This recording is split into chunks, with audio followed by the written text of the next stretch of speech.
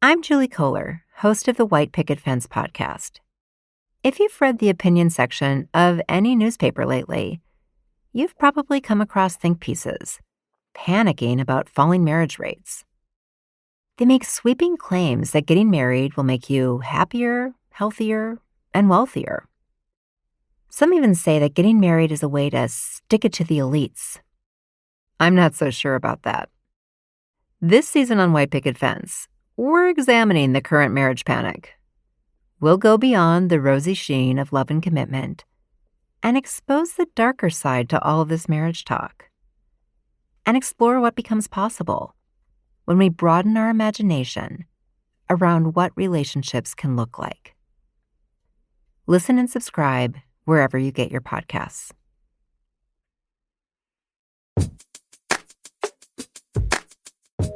Welcome back, Brown Girls, to the final episode of Season 1 of the Brown Girls Guide podcast. I'm A'shanti Gholar, founder of the Brown Girls Guide and the political director for Emerge. Today, we will be speaking with political communications specialist Heather Barmore. Heather currently serves as Vote Run Lead Senior Advisor for Public Affairs and NARAL Senior Advisor for Digital. Heather is one of the few Black women doing high-level political communications. I'm thrilled to talk to her about how she got her start and what she has learned along the way. I hope you enjoy this conversation.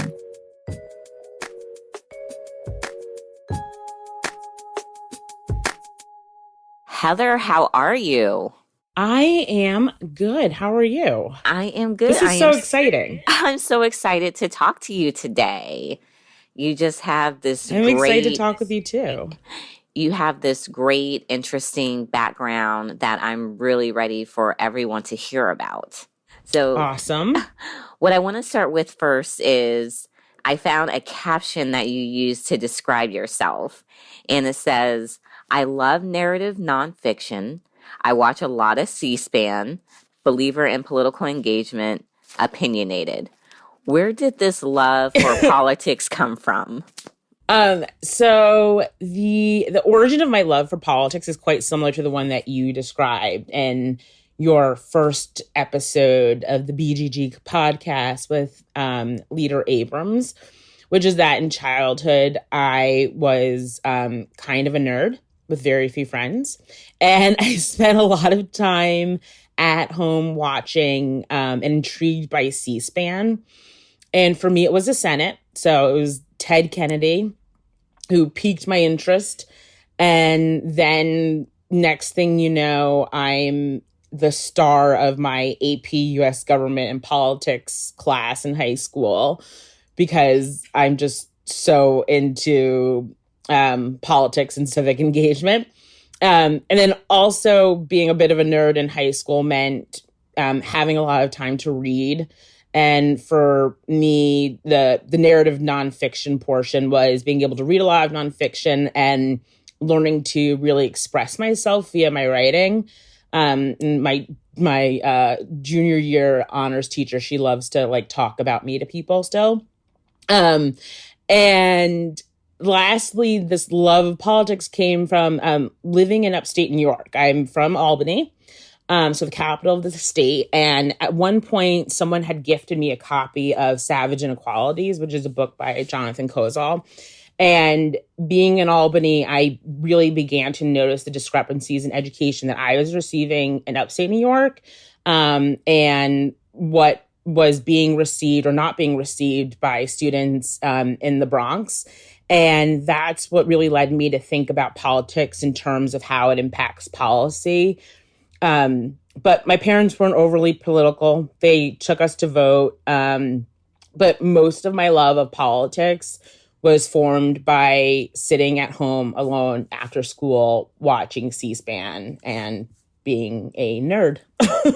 I relate to that so much. Like you said, the love of C-SPAN, definitely watching Senator Kennedy. He was just so powerful on the House floor. I also had a love for government and history in high school. Still have a love for government and history, being an adult in politics. And that is so great. It's like, this is why we're also friends and click, because we have the same background. So you tweeted the other day, it was a random tweet, but I saw it, and you're talking about one day I'm going to tell you all about the 7 years I spent as a lobbyist. And you said, like a legit real life, here's your check lobbyist, state and federal at that.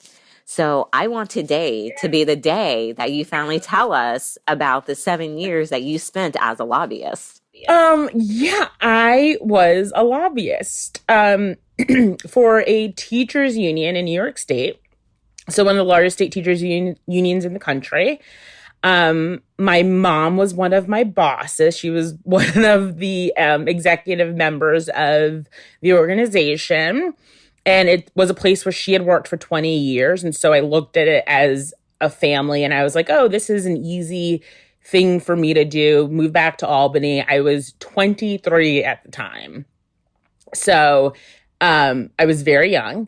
But I'd always wanted to be an education lobbyist and I had always wanted to work on the Hill. So I was like, this is the perfect job for me. So I served as their federal liaison and would spend weeks in DC lobbying. I lobbied for the Affordable Care Act. My big win, I think, was ARA, the American Recovery and Reinvestment Act. And I frequently attended fundraisers with some pretty prominent politicians. And just so everybody knows, Senator Gillibrand can throw a killer fundraiser. I believe it. Said I was 23 and I had no idea what I was doing. But it was also fun to hit up all of these events with free drinks and free food, like any young 20-something. I feel like that's the same thing now, even being a 30-something. I think those things are great. Yeah, I'm always like, oh, there's free drinks there. I will be there. I will drink all of your free champs, all of the free champagne. Exactly. I'm like, you have free Prosecco, you have free rosé, I am there. You have free cheese. Yes, I'm there. You want to get A'shanti and Heather to your events, have free Prosecco. Yes, have free Prosecco. I'm always down for that. But like I said, education lobbying was always something that I wanted to do. And like I said, it was my dream job. And there's also this great storytelling aspect of lobbying that gets lost in this all talk of the glad handing at, very expensive fundraisers at, the Saratoga racetrack. And for me, it was telling these members of Congress the stories of our over 600,000 members and how a shift in policy would impact them personally and their students, since I worked at a teachers union. But it was something I did literally for, most of my 20s. So from the time I was 23 until I was 30. And then it got old pretty quickly and things shifted internally, and then I got fired. Oh, no. Yeah, I got fired from being a lobbyist. It was for being young and stupid and, internal politics and losing my mentors in the organization. But of course, I have nothing but love for what they do. But yeah, I got fired. So not only was I a lobbyist, but I also got fired. And what you just talked about is something that happens so much when there are power changes, dynamic changes in organizations. That does impact you. You may not think it, but particularly in politics, we see this happen all the time. Yes, there was a big power struggle internally where one group of people didn't like the current officers, and I had known these current officers since childhood. And my mom worked with these officers since I was, 8 years old. And I kind of went with the wrong side, unknowingly, because again, I was young and stupid. But it definitely changed the power dynamics. It kind of changed how the organization was run. And then it was it was also time for me to go. It was 7 years. I was in Albany, New York, which is my hometown. But it was time to kind of explore. So yeah, I got fired and then I went to Madrid for a month. So it didn't turn out too terribly. And clearly I have a job now. But yeah, I got fired. I think this is the first time I've really spoken about being fired. Normally I just say, oh, I left. But no, I got fired. So it's one of the things that I'm loving about this podcast is women are able to say those things that they normally don't say. And everything that we're going to hear, even going forward, I know it's going to have just such a great impact on the women who are listening. Just the fact that you had that honesty and you just shared it so broadly. And I'm also just in awe of your story you talked about on becoming a lobbyist, because in the political world, we think of lobbyists as these tall white men in suits who are on K Street in Washington, D.C. And I love seeing that you were a lobbyist. Terry Broussard Williams, she wrote a great blog for the BGG about her journey to becoming a lobbyist. And these are just so very different than what we have in our mind about what a lobbyist should be. And it's one of the reasons why I love telling these stories so much, to show people that there is no traditional way, there is no traditional person who has political jobs. Everyone has a different path for how they get to where they are. Yeah. And my path was just kind of being like, sure, they literally were like, the person who was leaving the position, I had actually interned for him, and he suggested my name, and I was like, sure, I'll take this job. Of course I'll be a lobbyist. Why not? But I was totally the lobbyist who like didn't wear suits because I don't look good in suits. And so it was a lot of like bright colored dresses. And just me being, like I said, me being 23, 24, 25 and going into these high powered meetings and, you know, shaking hands and being like, yes, I'm here. I am a child, but I'm here anyway. And I'm going to talk your ear off about, you know, this piece of legislation. And it was fun. It really was fun for the first several years. I think once things changed and things got overly political, that's when it stopped being fun. But it was fun. I don't know if I would do it again, but while I did it, like I said, it was a good time. It was a good first real job. And something I keep picking up on is you keep saying, oh, I was a child, but you were clearly young, but they felt that you were capable to do this job at such a young age. And I also picked up on that you said a man recommended you for the job, which is something I like to tell the people all the time. Obviously, I love being a woman. I'm all about women's empowerment, but there are also men out there who can serve as mentors and offer guidance and career advice to help you along your journey. Mm-hmm. A Black man named Floyd Cameron. I had interned for him in high school, and he was like, you know what? Heather Barmore has lived in DC. She knows DC. We need somebody to be our federal person. She would be great. And it was, on top of that, like I made these great relationships with the folks at the AFT, where I'd interned prior, and with the NEA. And so I still have those great relationships. And, you know, kind of being able to learn from such experienced people, including like Randy Weingarten. She is someone who I learned a lot from, Lily Eskelson, again, someone who I learned a lot from. John Stocks from the NEA, Karen White, Tor Cowan, who's still the legislative director at AFT. I learned so much from these people, and it really helped me kind of move my career forward and do more in my career later. But yeah, I was just this young woman who was like just eager. I was also really, really eager to learn. Oh, and totally I think that's why I did that. well And people while see I was that there. eagerness, that willingness, and advice I give to young women all the time when they're starting their political journey is you never know who's watching you. That's how I know I felt when I was coming up and people would offer me opportunities. I very much be, oh, I didn't even know you knew who I was, let alone my name.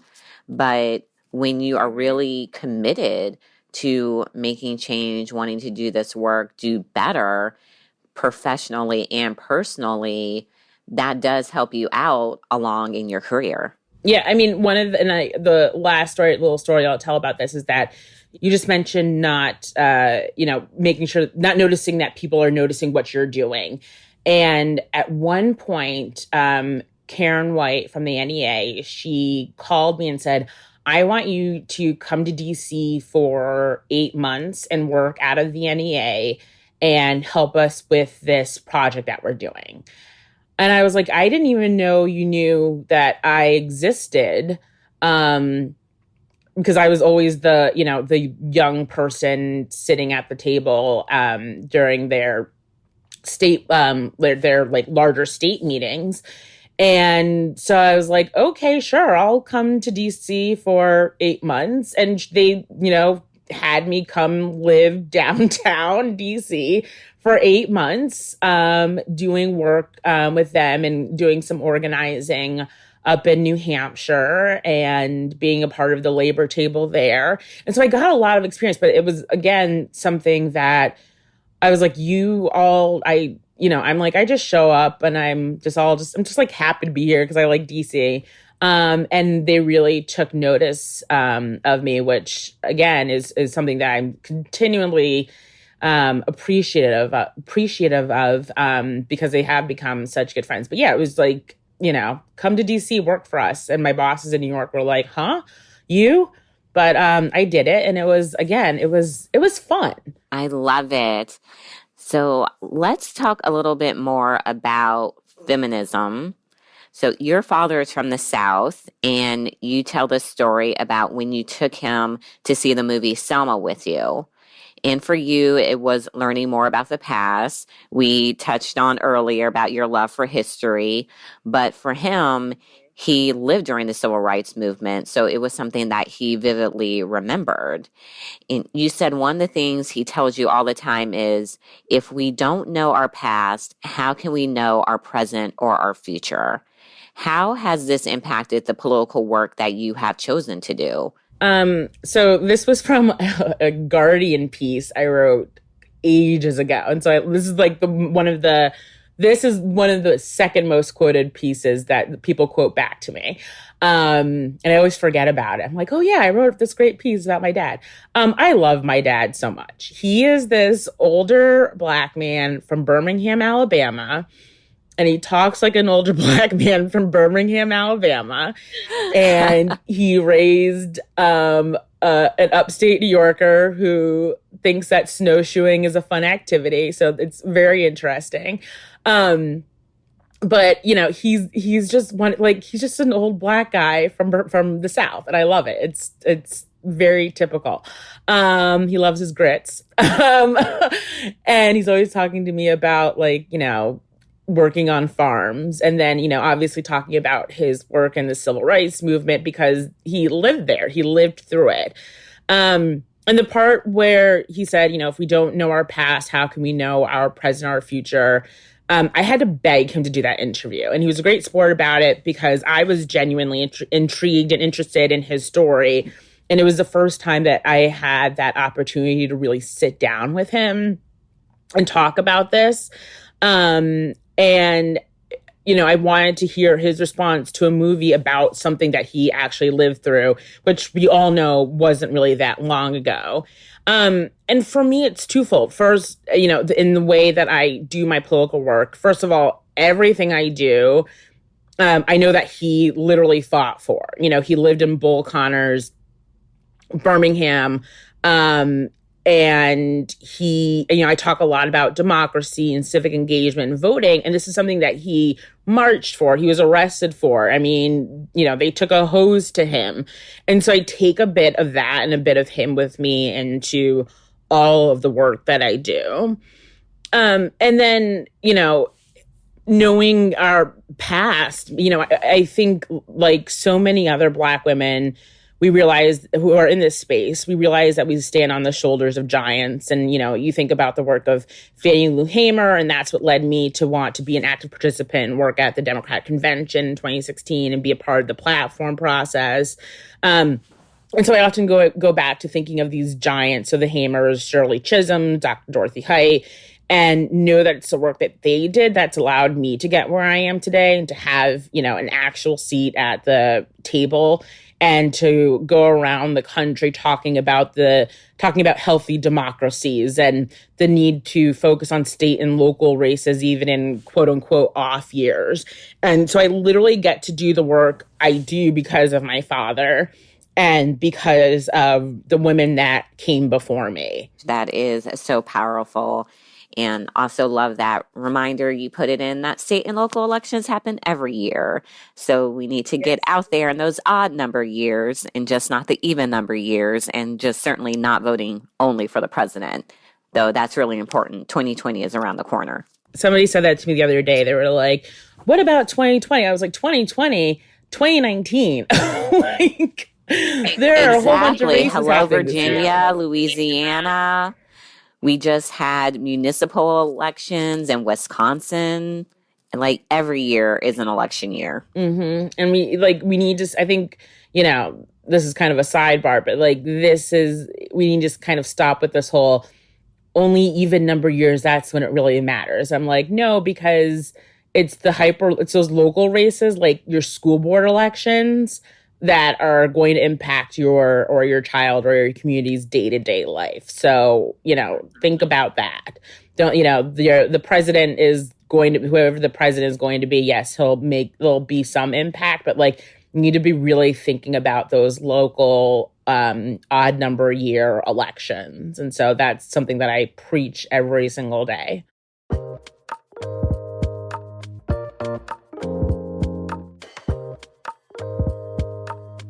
It's no secret that money is an integral part of both politics and nonprofits.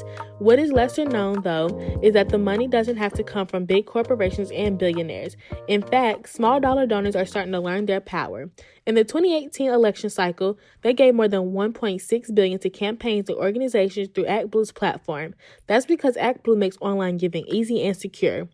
ActBlue's simple and powerful digital fundraising tools empower donors and enable campaigns and organizations big and small to flourish. As a nonprofit and a tech organization, ActBlue does rigorous A/B testing, and its tools are optimized for mobile. With a team of caring and innovative people and unparalleled offerings, ActBlue makes the choice easy for candidates and organizations looking for a fundraising platform.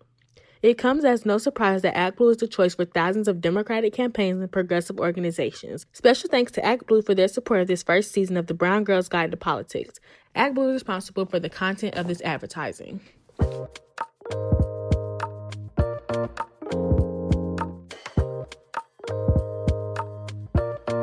So I want to talk about another piece that you wrote, and this was in response to Patricia Arquette's Oscar speech.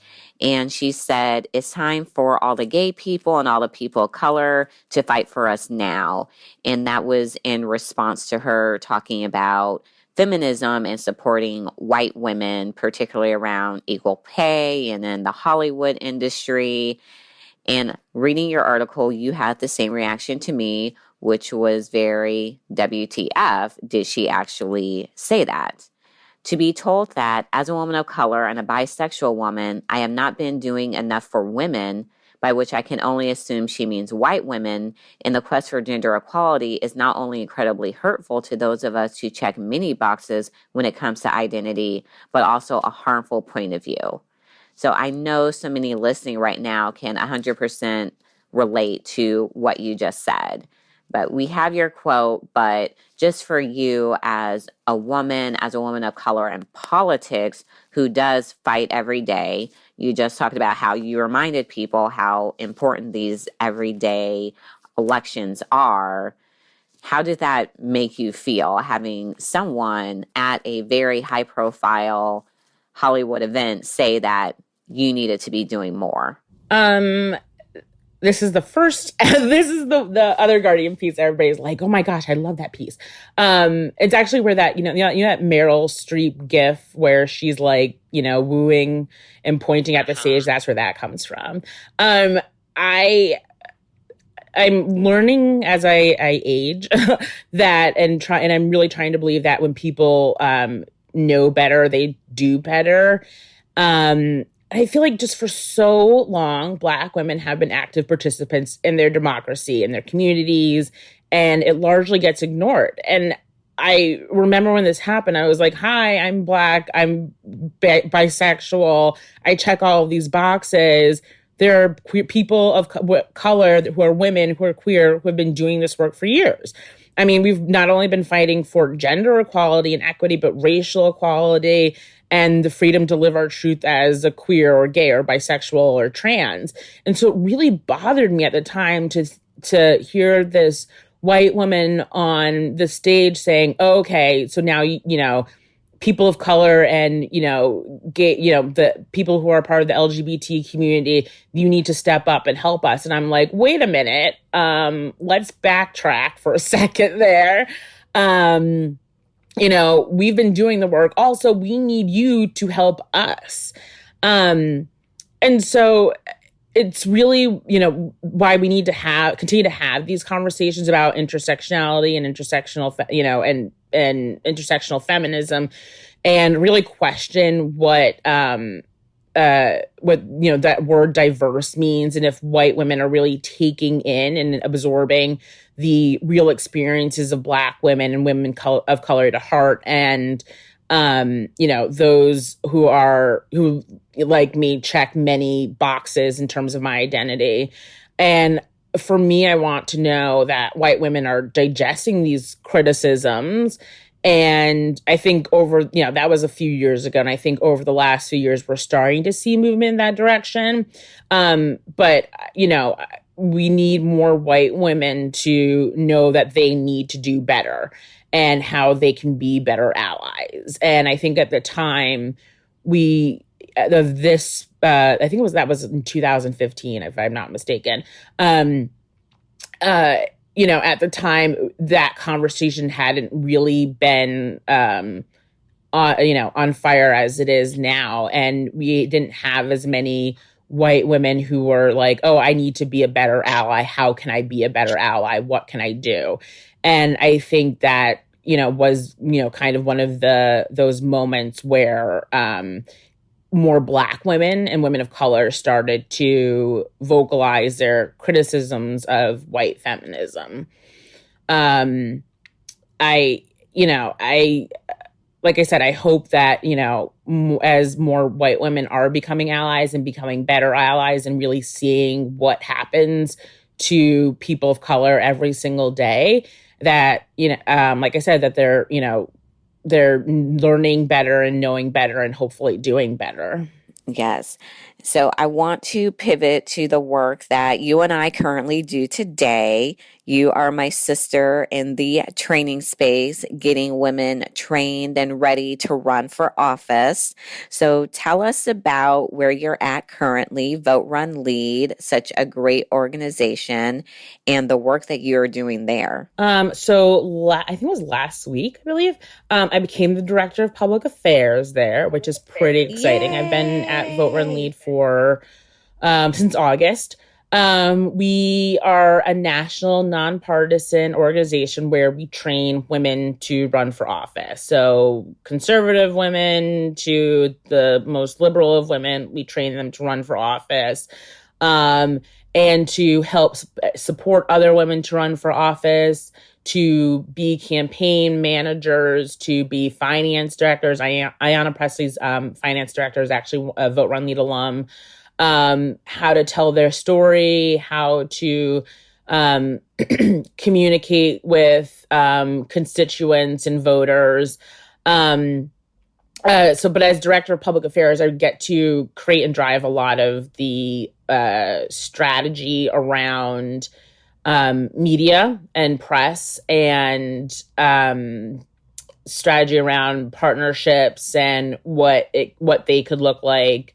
And I get to do great work with Emerge, which is one of my favorite organizations. And I get to work on projects like Power Rising, which is another fun thing I get to do. But it's been a really interesting ride to see so many women who raise their hand and are like, I want to run for office. I want to support another woman to run for office.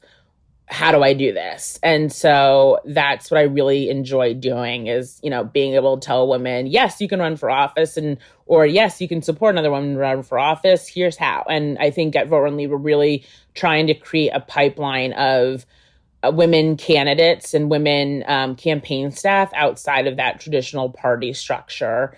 So it's been really fun. It's been really interesting. It's fast paced. There are very few of us in the office, but we have a lot of national certified trainers who go around the country and literally just train women from, California to Connecticut about how to run for office and what it takes. So it's really, it's a lot of fun to hear from so many women who are, see a man kind of just wake up in the morning and be like, I was meant to run for office. I'm going to do it. And, kind of be like, well, then hell yeah, I can run for school board. So that's been a lot of fun. Oh, that is awesome. And I just saw that one of my faves, Tashara Jones, the treasurer of the city of St. Louis, she's one of your new certified trainers. She is. Tashara is awesome. We have really great trainers. We have Tashara Jones. We have Leah Webb, who was the youngest person ever elected to the Binghamton, New York City Council. We have Naila Amaru, who was actually the person to nominate Hillary Clinton at the 2016 convention. We have Rena Shah, who is an MSNBC contributor. We have some really, Jamu Green is one of our nationally certified trainers. She's a Fox News analyst. So we have some pretty awesome trainers who are like, yes, I'll go wherever, you all need me to go to talk to women and, get them to run for office. Actually, Leah and I will both be at She the People in a couple of weeks. So that will be exciting. But yeah, we just kind of go around talking to women and getting them to get involved. It's cool. It's fun. Oh, love it. And can't wait to see you at She the People. Okay. Mm-hmm. So when a woman walks into a Vote Run Lead training, what can she expect? So she can expect to take part in our award-winning and our signature Run As You Are training. And we call it Run As You Are as it's our curriculum. And it was created in response to the changing political environment and evolving attitudes around women, regardless of political affiliation, to run in for office. And we say, you are enough. Your lived experiences are enough. You can run for office. So in the case of, Lauren Underwood is one of our alums, and she's now, a member of Congress. And she attended one of our trainings and was like, oh, I'm just a nurse and I'm a millennial and I'm young and I'm Black and all of those things. And we were like, nope, you can still run for office. You run as you are. You have the passion and the drive to run for office, and you should do it. And so we really focus our curriculum on demystifying the campaign process and encouraging civic participation. And so our modules include telling your story, fundraising, how to staff a campaign, what to expect on the campaign trail. And we really focus on creating authentic leaders who can speak on authority and on their expertise. And we train women to run for office by offering them real resources, which are sourced by our expert certified national trainers. That's what we call them. So a lot of these are women who have run for office themselves. They may have won, they may have lost, they may have gone on to higher office, but they really want to help other women get through this process, starting with raising their hand to run for office or support another woman, all the way up to governing and how to do that effectively. And, our big belief is that women are enough and they have enough, the talent and the skills within them to run for office. And so, we've had this so-called women's wave over the last, in the 2018 election. And so we want to turn it into an ocean. And so, by encouraging them to run as they are, We've trained about 14,000 women since the 2016 election. And so our focus is to really train women to run on their own terms, from nurses and educators and new moms, and regardless of political experience. So that's what you can expect. You can expect a lot of women supporting other women and kind of creating this sisterhood within their individual trainings. And I'll say this, another thing about Lauren Underwood. So when she took our training, she had decided that she hadn't quite yet decided that she was going to run for Congress. But when she mentioned it, people in the room who weren't quite ready to run for office were like, okay, so we'll help you. And then on top of that, as she started to staff up her campaign, she had all of those who were working on her campaign take Vote, Run, Lead trainings in order to help support her and help get her campaign off the ground. And eventually she won. So that's one of my favorite stories, is the Lauren Underwood getting other women in her training group to help her to run for office. And so that's really what you can expect.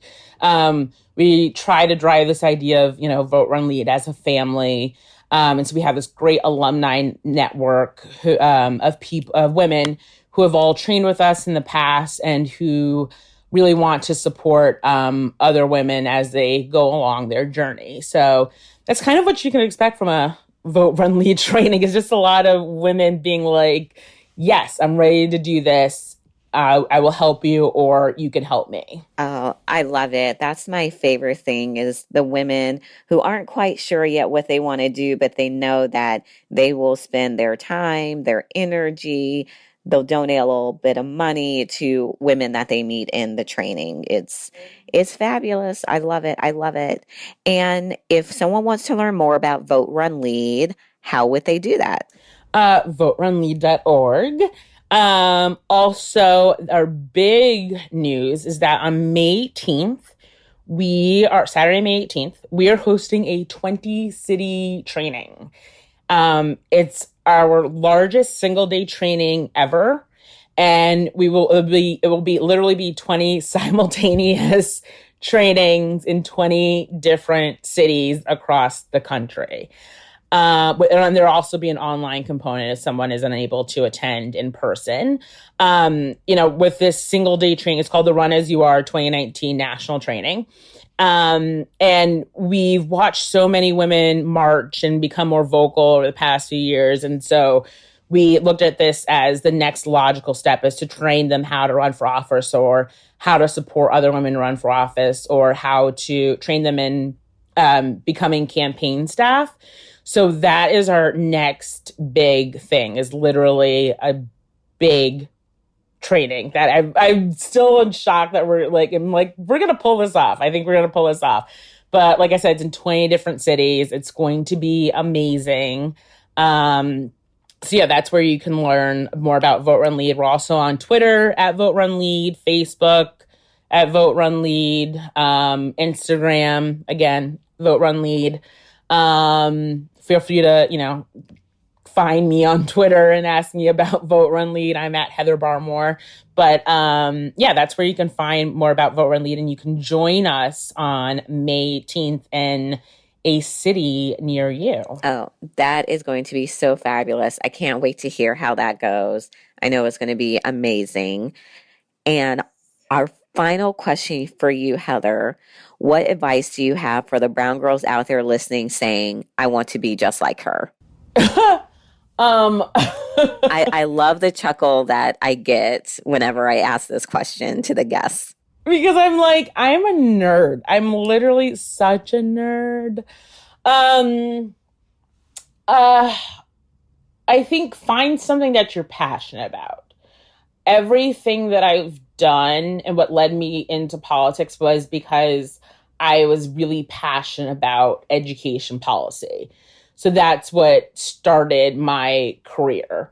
But find something that you are passionate about and that you want to fight for, and go with it. And that might change, that might evolve. I started as a lobbyist, passionate about education policy. I'm still passionate about education policy, But that turned into being, the deputy director of digital communications for the convention, which turned into being the digital director for the mayor of Washington, D.C.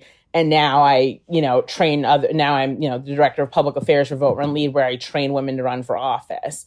So, find that one thing that will get your foot in the door.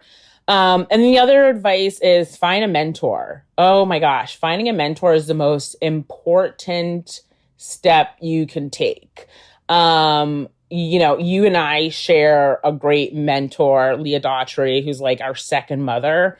Yes. And she has, I think I can speak for both of us when I say that she has impacted both of our lives and our careers in such an amazing way. So find that person who you can go to at any time and be like, hey, I need help. Hey, what do you think of this? I just need a chat. I just need to, talk about this problem. But if you want to be like me, watch a lot of C-SPAN. Stay at home in your PJs, watch C-SPAN. Go to therapy, do some writing, and be super passionate. Oh, awesome. Thank you so much, Heather, for your time today. Everyone, please check out Vote Run Lead. You can also check out the amazing articles that Heather has written for The Guardian. And Heather, I will see you soon. Thank you so much. Thank you. And that's a wrap on season 1 of the podcast. Thank you to all of our brown girls and non-brown girls who have joined us on this journey. I want to extend my sincere appreciation to each of you for making this podcast a part of your day, and for all the kind words and feedback you have shared. Also, a special thank you to all of our guests from the first season who have inspired, motivated, and educated so many people. My advice is to do the things in your life that are pure expressions of who you are. You need to be just like you. And that means figuring out the you want to be. More and more people who look like us say, I actually can do this job and I can do it really well. And I can bring a just wealth of different perspectives and knowledge to the table. Dare to be yourself. You are good enough. And if you do that, the universe will conspire in your favor, and you will be elevated and moved to wherever you need to be in order to bring to bear your contribution to the world. Until next season.